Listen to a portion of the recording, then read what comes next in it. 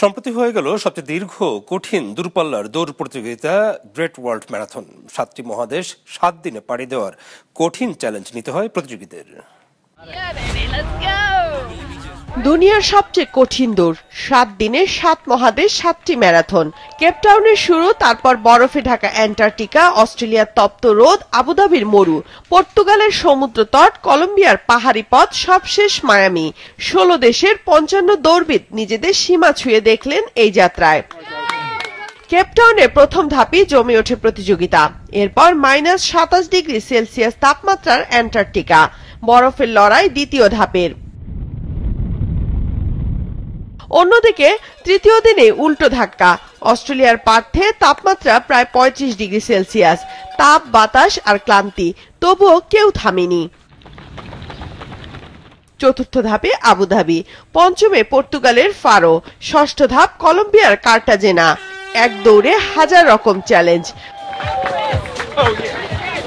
পুরুষ বিভাগে চ্যাম্পিয়ন হয়েছেন আমেরিকার পল বক্স, তার গড় সময় 3 ঘন্টা 26 মিনিট 29 সেকেন্ড। মেয়েদের বিভাগে লিথুনিয়ার রোমা পুইসিয়েনে সেরা হয়েছেন। এই প্রতিযোগিতার কঠিন ক্যাটাগরি ছিল 50 কিলোমিটার আল্ট্রা ম্যারাথন।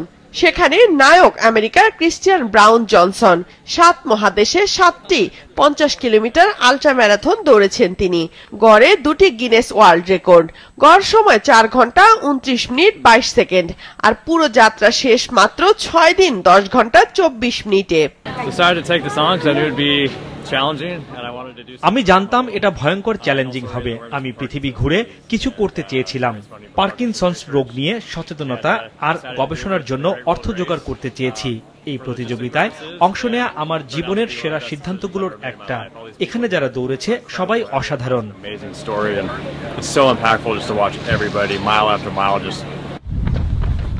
কিন্তু দৌড়ের সবচেয়ে অনুপ্রেরণাদায়ক মুখ 82 বছর বয়সী ড্যান লিটল।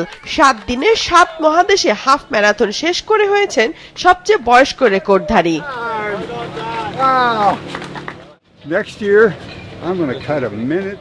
আগামী বছর আমি প্রতি মাইলে আরো 1 মিনিট কমিয়ে ফেলবো। আমি সবচেয়ে বয়স্কই হব, কিন্তু আশা করি সবচেয়ে ধীরগতি নয়। তীব্র ঠান্ডা, প্রচন্ড গরম, সময়ের চাপ সবকিছু জয় করে এই দৌড়বিদরা দেখিয়ে দিলেন ইচ্ছে থাকলে অসম্ভব সম্ভব।